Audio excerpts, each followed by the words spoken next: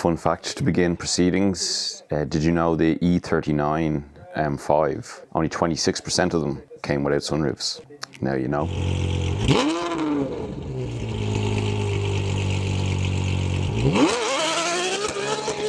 Episode 11. Episode 11. 11, I'll say that one more time. 11. Sorry, Ted, I was reading the ticket upside down. Well, these ones go to 11. You know, the Singer 911s, their rev counters go around to 11,000 RPM as a nod to Spinal Tap, but you already knew that, didn't you?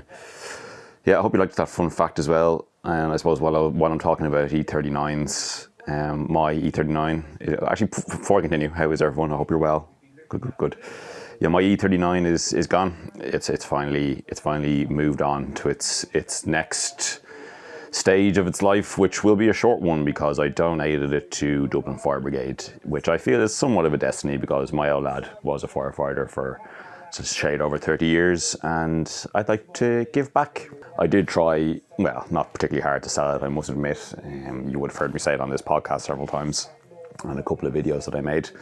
And I did put it on one or two places online, but over the space of a month, I got little to no interest. So I did consider getting a few dollars off a couple of scrappers who just didn't get back to me. And I got ghosted by a couple of people. But other than that, yeah, no space. And I'd moved, someone was supposed to come and view it, so I'd moved it out onto the street. And so that only increased the need to get rid of it because technically you're not supposed to have a uninsured and untaxed car on the public highway in any shape or form, whether you're driving or not. But yeah, then I saw a tweet from Dublin Fire Brigade saying they were looking for donor cars for a new batch of trainees they're sending at the end of the month to simulate accidents. So yes, the E39 is going to die, but it's going to lead a noble death.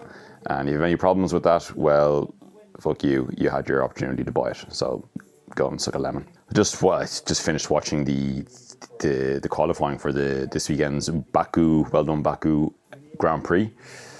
Crazy messy session. I'll talk about the Formula One at the end as I do, because I know everyone really wants to hear about Formula One news. But yeah, that was interesting, and it should be a lovely race. But we'll get back to that. What else did I wanted to point? Oh yeah, I mean, in my milestone of a 10th episode of the podcast, I put it out there about a discussion I'd been having with some friends as, is there any acceptable convertible car that was originally conceived as a hardtop? My only one I could think of off the top of my head at the time was a Citroën DS Décompatible, but having mulled it for a bit longer, I think the perfect answer to this is the Alfa Romeo 8C. This will probably be a bit controversial. Some people think the Alfa Romeo 8C is the most beautiful car ever, and I'm not saying it's not beautiful. It's a beautiful looking car, but there's just something about the rear end. When you look at it bang on, it looks a little bit too pinched or something. Don't get me wrong, not a deal breaker. I do think it's a good looking car. But then of course they came along with the 8C convertible, and I just think the removal of the rear pillars does wonders for the rear of the car, and then obviously the rest of it has the beautiful design of the coupe. Not that I've ever driven one, but I've also gathered like they're not actually all that to drive dynamically. It's very much a 7, 8 tenths car, and it's just got a glorious Ferrari V8 in the front of it. So I think the 8C convertible could be a good option. You know, just a lovely grand tour you take down to southern France, or more aptly southern Italy. Take in the sun, roof down, just to say, buzzing around 7 tenths, listening to the V8 soundtrack and just having a great time. So that's the one I'm putting in there. I'm still leaving it open to discussion if anyone can think of anything better, but the Alfa Romeo 8C convertible is the one I would have. Also, speaking of convertibles, obviously we've been having some pretty decent weather the last little while, and I can't remember which day it was, but I'll admit now, I'd say it's a decent 65-35 split of people who have the roofs down and people who continue to have the roofs up. Now, I'm no longer giving benefit of doubt to people that, oh, you know, it's probably just broken, and that's why they don't have it down. No, I'm not giving that grace anymore, because if your roof is broken on your convertible car, get it fixed. It's such a fundamental part of owning a convertible car. Why did you bother if it doesn't work, if it's broken? Get it fixed. So I'm not giving that benefit of the doubt anymore for people who have their roofs up on a sunny day.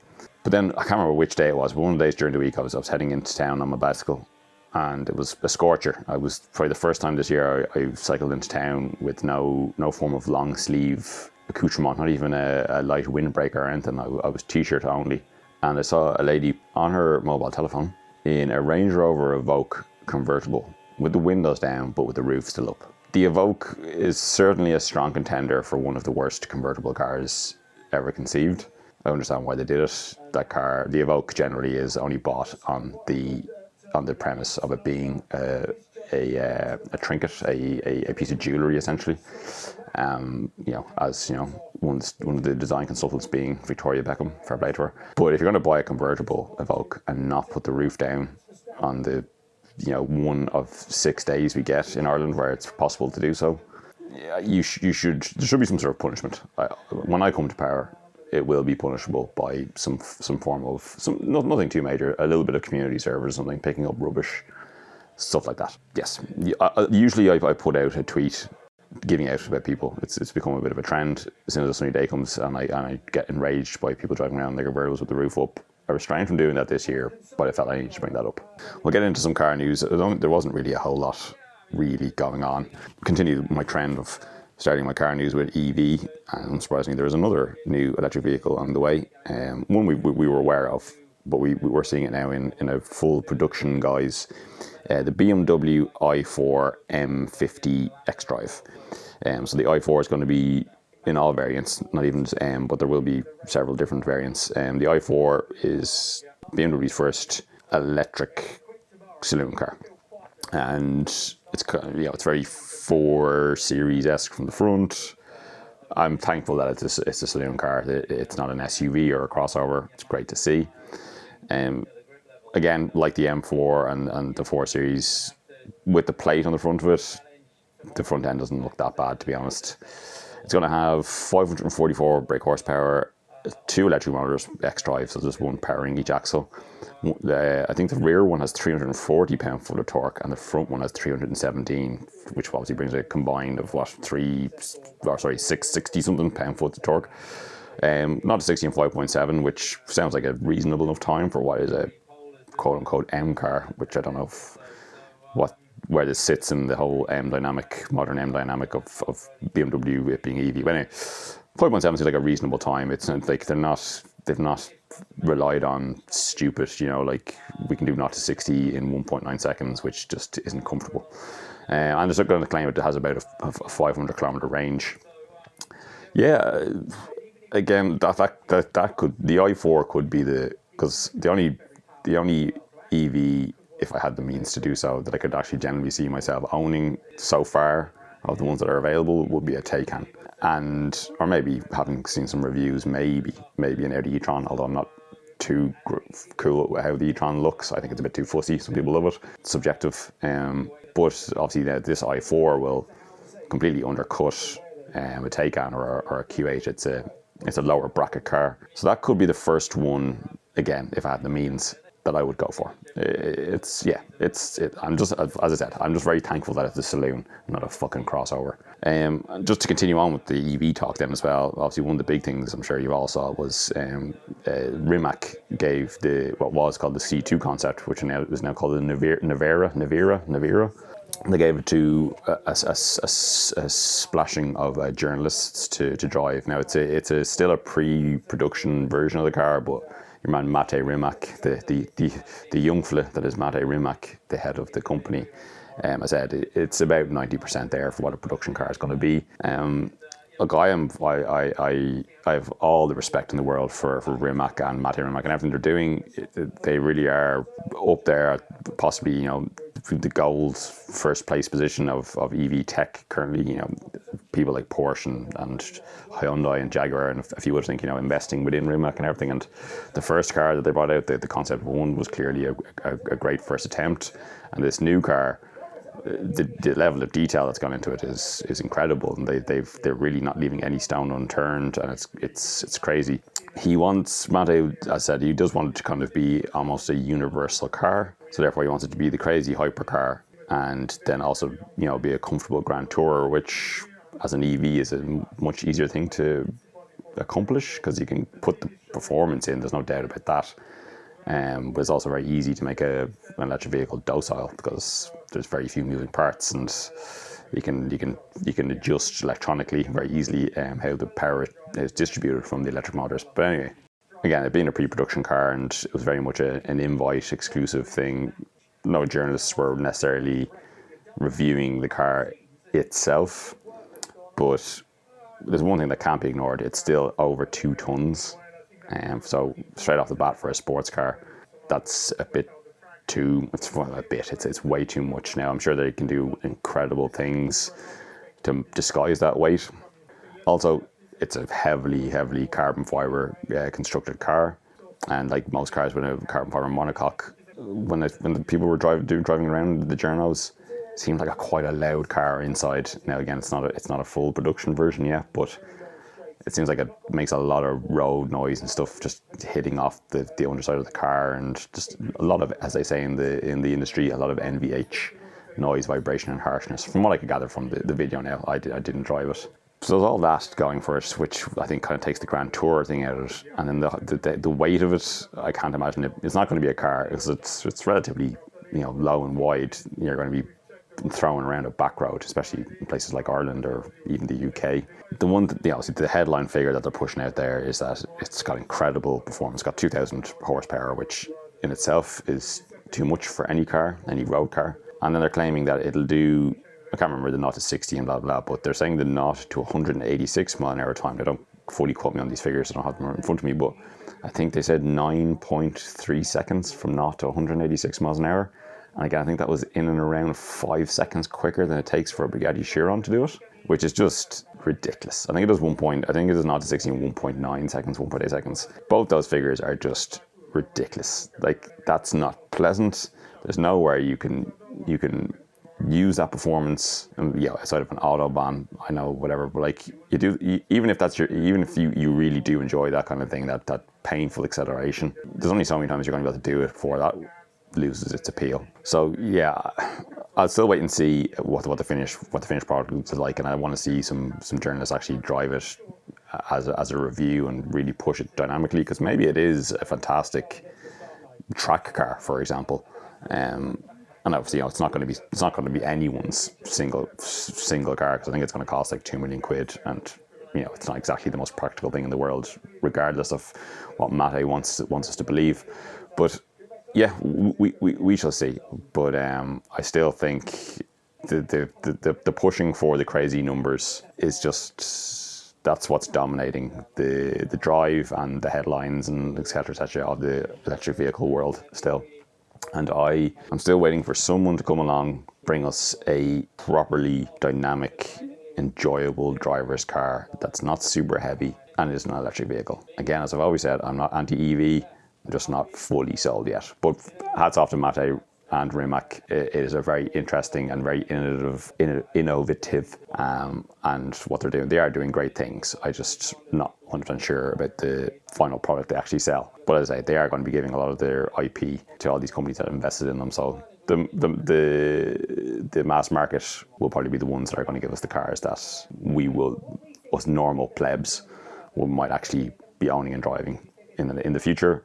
And they can use the knowledge of Rimac to give us something attainable and also enjoyable. But also, what else was there in car news? The 992 GT3 RS has been seen out testing again with plenty of cladding on it. But it looks like it's going to have a drag reduction system, rear wing, which again, will absolutely pointless for any road use. But a GT3 RS is very much a road-going track car.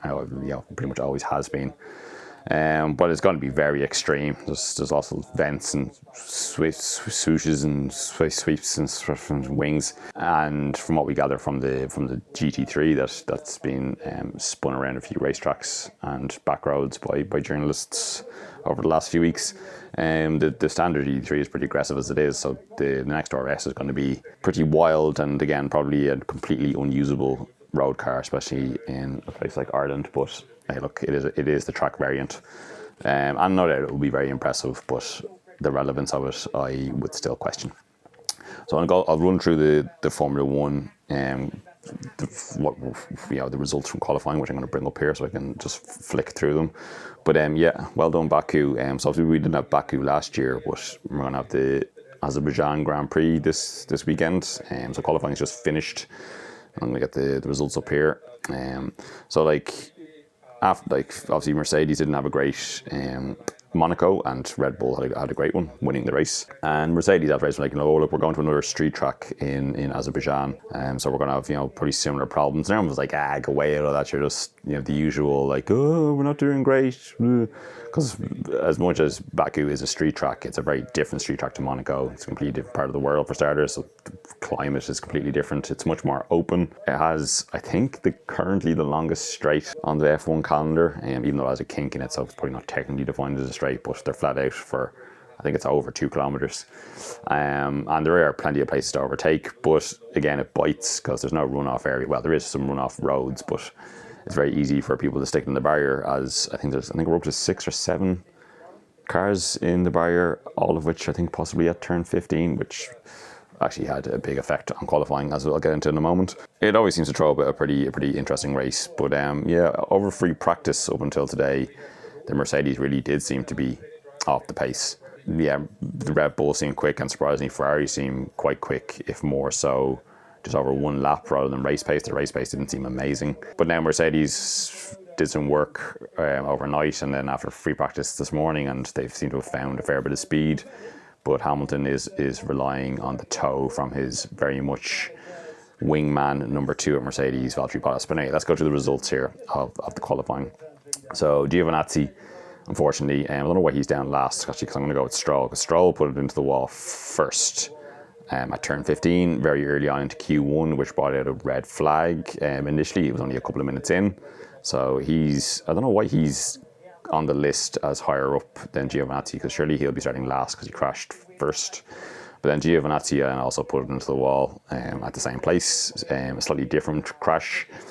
But either way, that brought out a red flag again about halfway through Q1.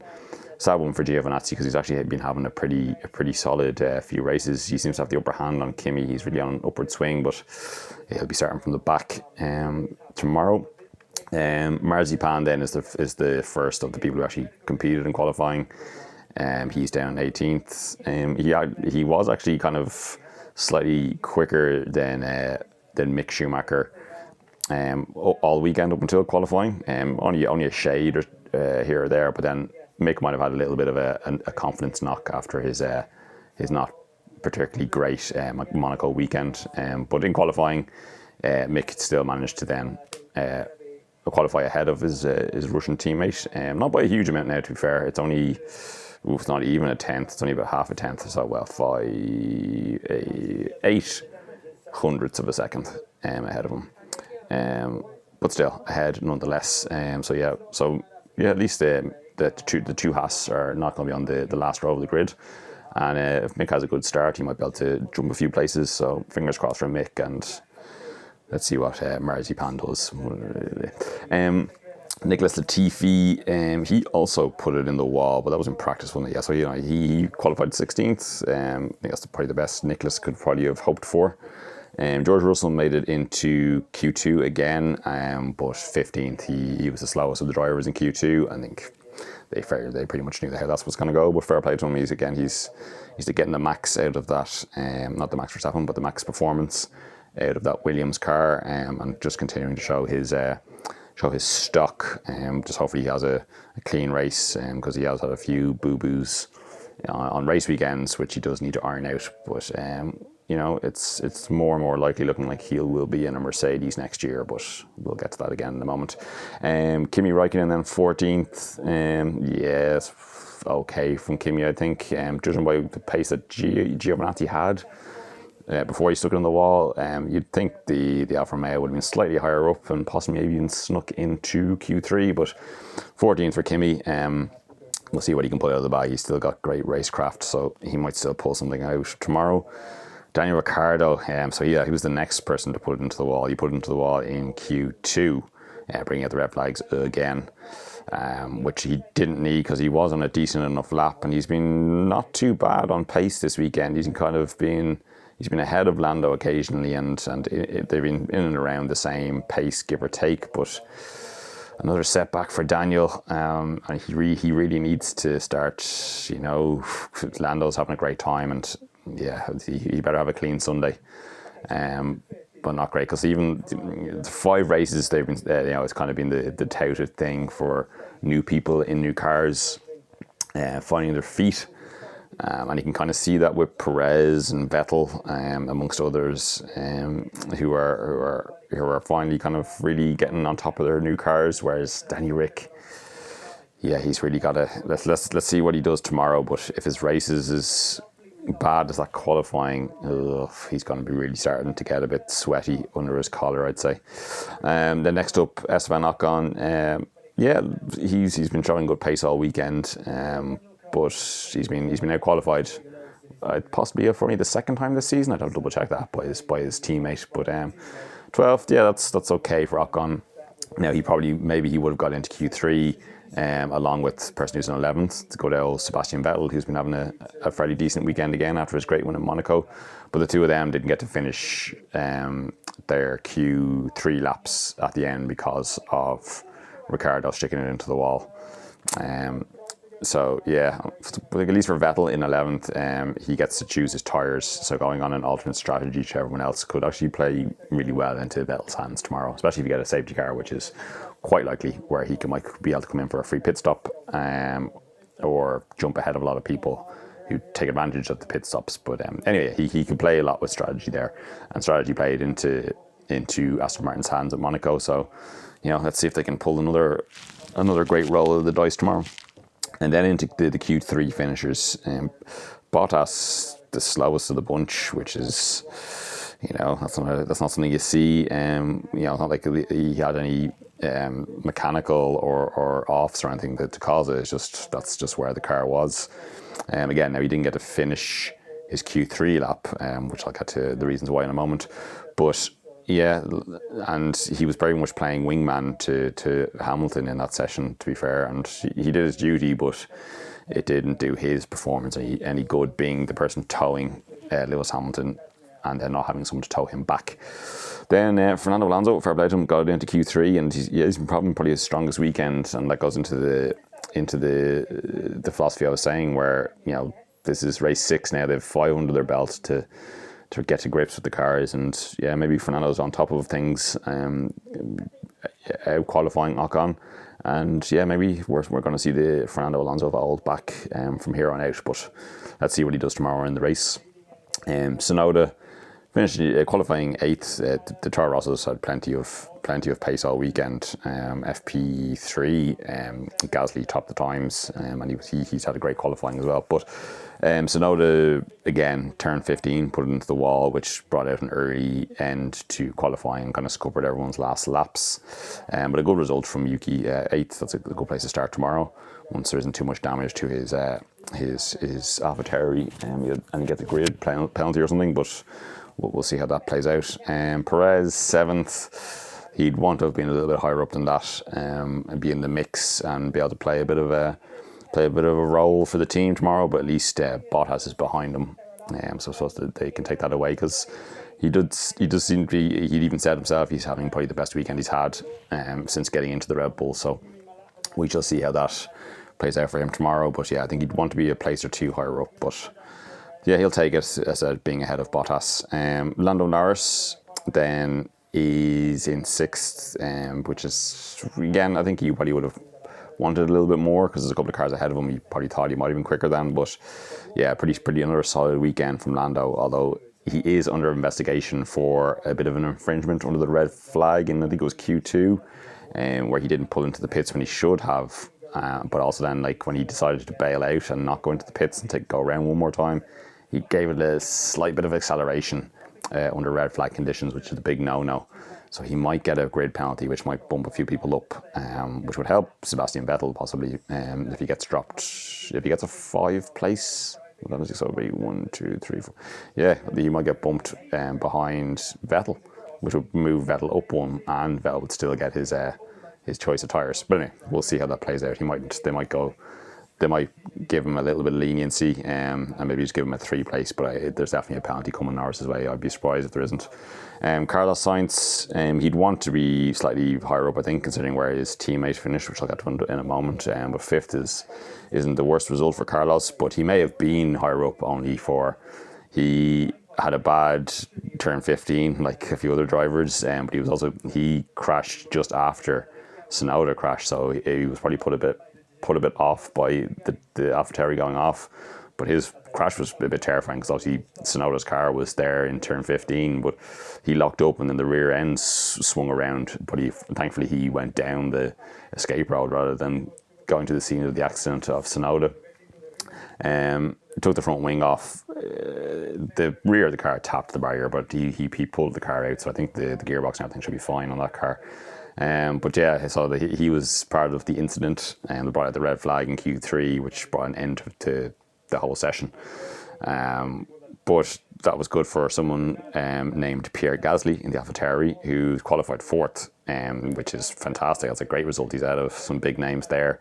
Played into his hands a little bit, but he's also had great pace all weekend, has AlphaTauri and Pierre Gasly. So there was even a point there in Q3 earlier on where he might have snuck the pole position, but he dropped a couple of tenths in the final sector. He just didn't quite have enough of a toe to bring it up. But yeah, it'll be interesting to see how Pierre does tomorrow. He could be a bit of a red herring for the result. Then Max is 3rd. He wasn't particularly happy about that. He definitely had more pace in the car to get himself on the front row for sure. And it'll annoy him because his main title challenger is ahead of him. But the Red Bull looks racy around Baku, and as does Max. He did put it into the barrier again at turn 15 in FP3, but that might have given him a little bit of a confidence shake, but I don't think so. Max is bigger than that. But yeah, his last run was obviously cut short by the red flag, so maybe he would have jumped up a position or two, but he's unfortunately starting behind Lewis Hamilton, who is 2nd, who got a severe toe off Bottas to get that time, and he's also switched back to a lower downforce configuration that they started the weekend on, reverted then to a high downforce, but now he's gone back to the low downforce. So we'll see how that plays out for him, because the Mercedes race pace in practice yesterday did look strong, but they are having a bit of issues getting temperature into the tyres. You could even see it in qualifying. They were both the Mercedes were going for 2 warm-up laps before going for their flying laps. But either way, he's starting on the front row and he's ahead of his main title contender. So yeah, we can never write off Lewis Hamilton, but let's see. I'd hope to see Verstappen finish ahead of Lewis Hamilton, which I know you're supposed to be unbiased when we're reporting on sport, but we all want to see a change of the guard. But anyway, either way, it's still set up to be a good race. But the person then who may be getting a bit of redemption after last weekend, but Charles Leclerc put it on pole. A beautiful lap early on in Q3. Got a bit of a toe, which helped obviously, but he hooked it up. Even though he said he thought it was a bit of a shit lap at the end there, when he's being interviewed by Johnny Herbert. He still did enough though to get a pole position. So he got a toe. He was supposed to be on pole in Monaco for his home Grand Prix, but obviously he stuck it in the wall there and ended up not starting the race because of damage that was sustained. But now he gets a chance to do it all over again. So we shall see whether he's enough pace now to keep it away front. It's hard to say. The Ferrari race pace didn't look amazing. The tyre drop off for the Ferrari seemed to be quite significant on a long run. But we shall see. It's all to play out tomorrow. So yeah, that grid is shaping up to be a very interesting race, and it's been scrappy all weekend. All the drivers are really finding it hard to come to terms with the track because the surface is quite slippery, and then that off camber corner at turn 15 is catching a lot of people out. So it's shaping up to be a good race. I'm going to watch it tomorrow. It starts at 1 o'clock, so I'm going to watch it after Hip Hip Hooray. I go to Cars and Coffee in the morning, the first Cars and Coffee in God knows how long. It's been a while, so I'm sure I'll probably see some of you there. Very much looking forward to going to the IDA Business Park again in Bray and seeing some cool cars and hopefully the sunshine. It's forecast to be relatively dry, as it is for the rest of the day today. I might sneak out for an pint or two later if the call's already been kind of put out there. So even though I said I wasn't going to drink, but anyway, so hopefully I'll see some of you at Cars and Coffee tomorrow. It'll be great to see some real people and some real cars after a few months of being deprived of such frivolities.